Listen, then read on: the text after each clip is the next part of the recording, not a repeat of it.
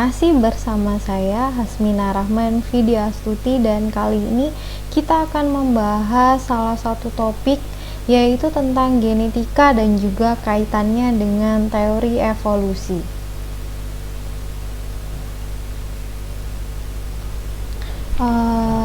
Kita sebenarnya bisa menjumpai dengan mudah mutasi yang ada di sekitar lingkungan kita. Nah, di sini dicontohkan ada buah apel yang memiliki dua sisi dengan warna yang berbeda. Kemudian contoh yang kedua adalah contoh semangka tanpa biji, di mana semangka tanpa biji itu merupakan mutasi yang disengaja dengan cara menambahkan mutagen kimia bernama kolkisin. Nah, kolkisin ini akan berakibat pada hasil penggandaan yang tidak terpisah. Nah, keturunan dari semangka tanpa biji ini merupakan hasil kromosom triploid atau 3N. Berikutnya ada juga yang ketiga adalah kucing yang memiliki dua warna mata yang berbeda dan juga warna bulu yang berbeda ditemukan dalam satu individu yang sama.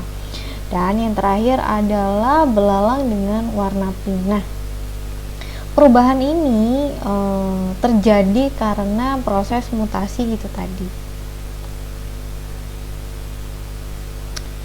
Apa sih mutasi? Mutasi merupakan sebuah peristiwa yang terjadi karena adanya perubahan susunan ataupun jumlah materi genetik baik pada kromosom ataupun pada DNA yang sifatnya bisa menurun. Nah, perubahan materi genetik ini akan menyebabkan perubahan sifat baik pada tingkatan sel maupun pada tingkatan individu. Tetapi perlu kita ingat bahwa tidak semua perubahan yang terjadi pada DNA itu bisa kita sebut sebagai mutasi.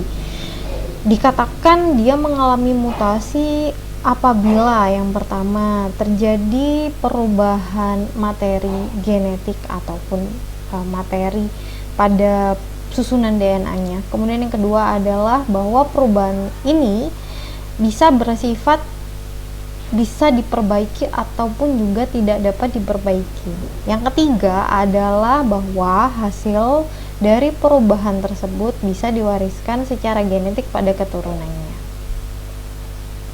Nah, sekarang kita akan membahas tentang konsep mutasi, mutan, dan mutagen. Nah,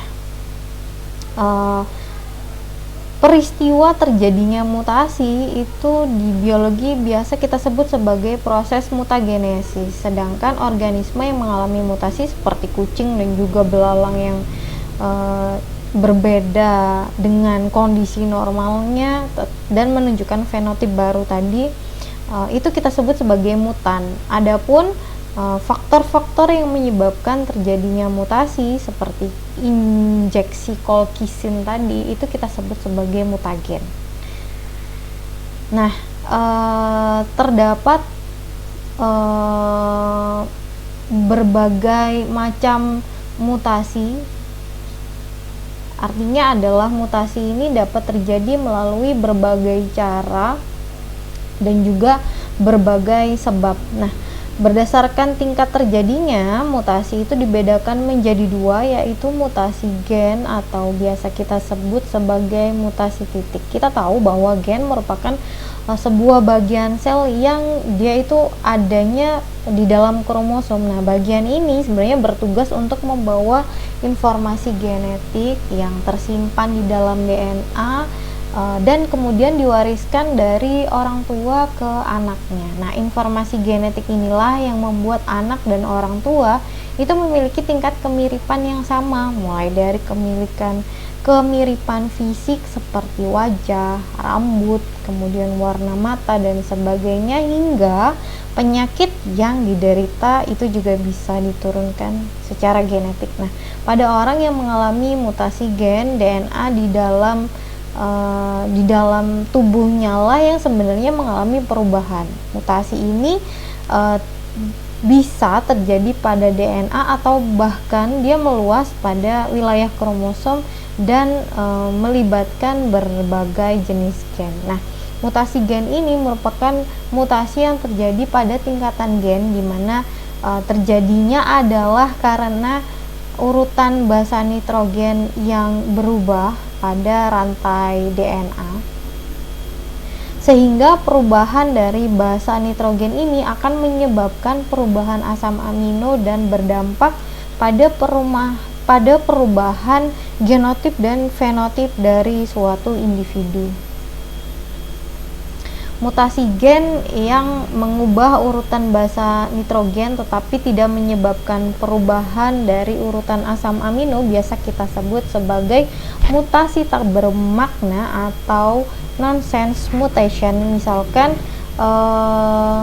di sini dicontohkan triplet AGA pada DNA itu berubah menjadi ACG, sehingga kodon yang seharusnya AGA itu berarti memanggil pasangannya adalah UCU menjadi UCC. Nah,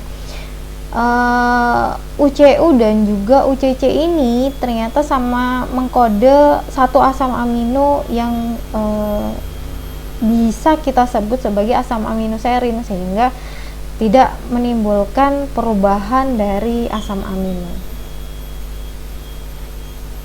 Kemudian berikutnya adalah mutasi gen itu bisa terjadi akibat perubahan dari jumlah basa nitrogen, kemudian perubahan jenis basa nitrogen, dan juga perubahan letak dari urutan basa nitrogen pada rantai nukleotida.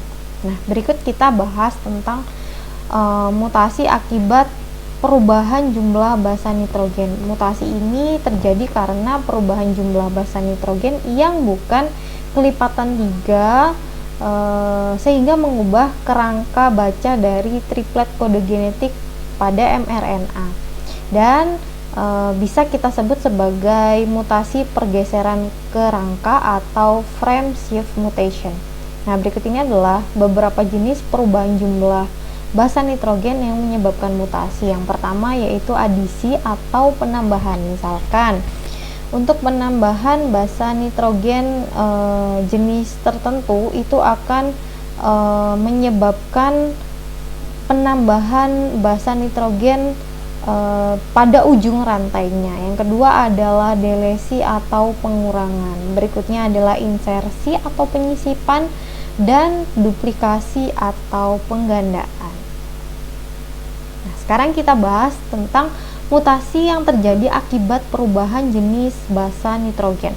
Mutasi ini terjadi karena adanya substitusi atau penggantian dari basa nitrogen, sehingga kita sebut sebagai pergeseran tautomerik atau tautomeric shift. Kalau tadi frame shift, kerangkanya yang berubah, adanya proses penggantian dari suatu pasangan basa nitrogen dengan pasangan basa nitrogen lainnya yang masih sejenis.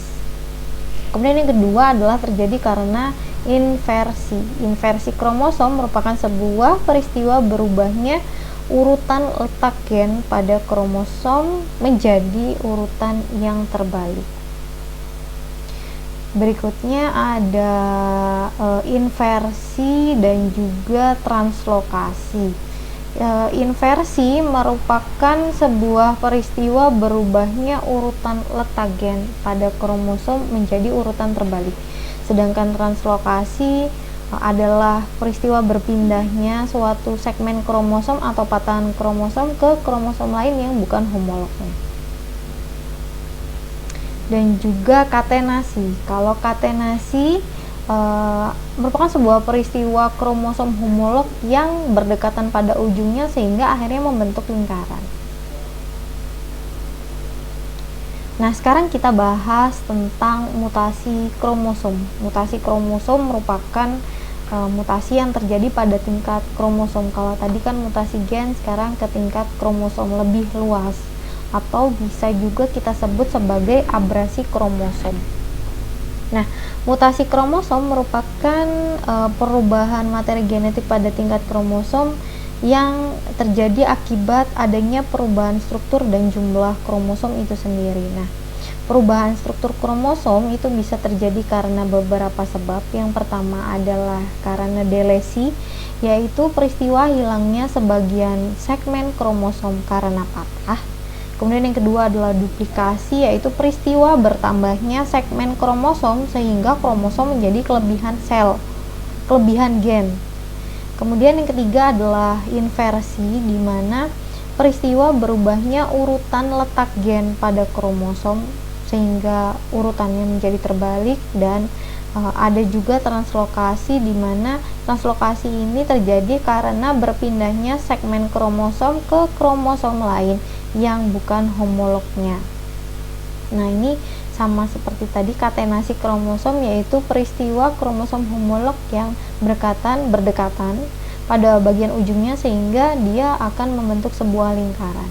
Nah, mutasi yang terjadi karena perubahan jumlah kromosom itu dibedakan menjadi dua, yaitu euploidi dan juga aneuploidi. Kalau euploidi adalah perubahan set kromosom, sedangkan kalau aneuploidi adalah perubahan dari jumlah kromosom.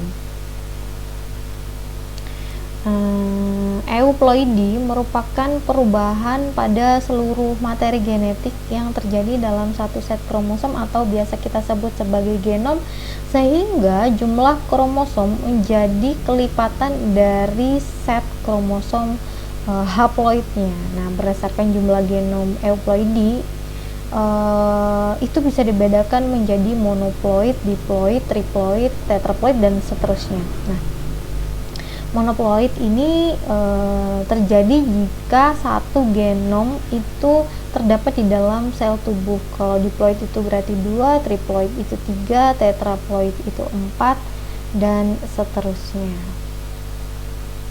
Nah, sekarang yang terakhir adalah aneuploidi. Aneuploidi ini adalah perubahan jumlah kromosom dalam suatu individu sehingga jumlahnya itu menjadi lebih banyak atau bahkan menjadi lebih sedikit dari individu normalnya.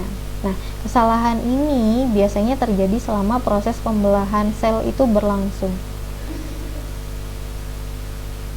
Berikut adalah beberapa jenis aneuploidi. Yang pertama adalah nulisomi. Nulisomi ini terjadi jika sel kehilangan 2 kromosom. Nah, biasanya pada nulisomi ini peluang hidup itu sangat kecil sehingga biasanya organisme akan mengalami kematian. Yang kedua adalah monosomi. Monosomi ini terjadi jika sel kekurangan 1 kromosom. Nah, pada wanita jika kita kehilangan 1 kromosom X pada gonosom itu akan menyebabkan sebuah sindrom yang kita sebut sebagai sindrom Turner. Oleh karena itu, kromosom kelamin biasanya hanya terdiri dari 1 kromosom X saja. Berikutnya adalah yang ketiga, monosomi ganda. Monosomi ganda ini terjadi jika di dalam sel itu terdapat 2 pasangan kromosom yang masing-masing kehilangan 1 kromosom. Yang keempat ada trisomi.